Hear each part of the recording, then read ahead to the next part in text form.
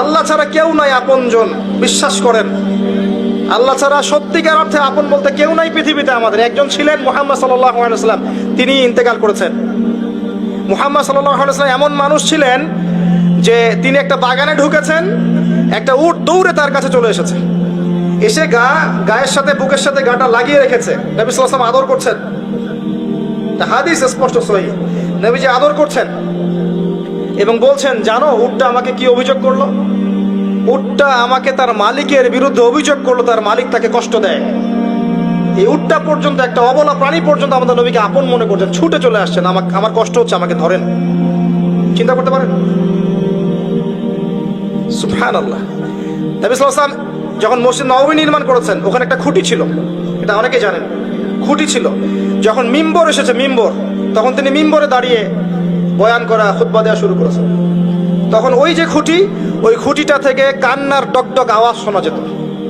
ওই জড়বস্তু পর্যন্ত মুহাম্মদ সাল্লাল্লাহু আলাইহি ওয়াসাল্লামকে আপন মনে করতেন।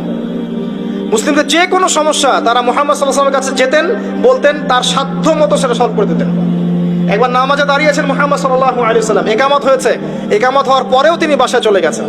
সাহাবীরা জিজ্ঞাসা করলেন, ব্যাপারটা কি?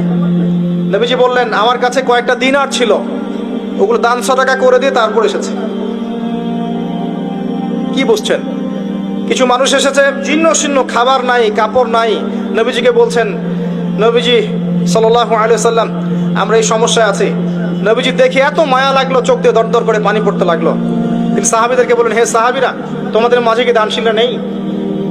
নিয়ে আসো, তোমাদের কাছে যা আছে নিয়ে আসো। সবাই কিছু কিছু করে আনা শুরু করলো। আস্তে আস্তে আস্তে আস্তে স্তূপ হয়ে গেল সম্পদের। এটা দেখে নবী সাল্লাল্লাহু আলাইহি ওয়াসাল্লাম হেসে ফেললেন। এটাই তো সেই হাদিস যে কেউ ভালো বেদা চালু করলে এটার হাসানা পাবে, এটাই সেই হাদিসটা। তো নবী সাল্লাল্লাহু আলাইহি ওয়াসাল্লামকে সাহাবীরা আপন মনে করেছেন। এখন কাকে আপন মনে করবেন আপনি? আমাকে? আমার মধ্যে তো নবীর সুন্নতের 5%ও নাই। আপনাকে দেখে মনে হচ্ছে আমাকে যে আমি অনেক বড় স্কলার, মুফাসসির কোরআন অমুক তমুক। আমি নিজেই তো বুঝতে পারছি যে আমার ভিতরে নবী সাল্লাল্লাহু আলাইহি ওয়াসাল্লামের সুন্নাতের 10%ও নাই। কে আপনাকে নসিহত করবে? কে আপনাকে তাসকিয়া করবে? যারা এমন আল্লাহওয়ালা মানুষ, যারা এমন তাকওয়াওয়ালা মানুষ, নূরওয়ালা মানুষ, এই মানুষগুলোর কাছে গিয়ে পড়ে থাকেন, এই মানুষগুলোর কাছে গিয়ে সহবতে গিয়ে পড়ে থাকেন, খুঁজে নেন এই মানুষগুলোকে, কোথায় আছে খুঁজে নেন। আমি জানি না কোথায় আছে, আমি নিজেও খুঁজছি, আর আমাদের খোঁজার দৃষ্টিভঙ্গিটা খুব সূক্ষ্ম। ওই যে ইমাম বুখারী দেখেছিলেন না, ওই যে ঘোড়াকে খাওয়াচ্ছেন প্রতারণা করে, হাদিস নিলেন না তার কাছ থেকে, আছে না? জানেন না আপনারা? হাদিস সার্চ করতে করতে এক জায়গায় চলে গেছেন, অনেক মাইলের পর মাইল পথ পাড়ি দিয়ে দেখেছেন যার কাছ থেকে হাদিস নিবেন সে ঘোড়াকে ডাকছে, হাতের মধ্যে কিচ্ছু নাই, কিন্তু ঘোড়াকে দেখাচ্ছে, আসো আসো আসো, খেয়ে যাও।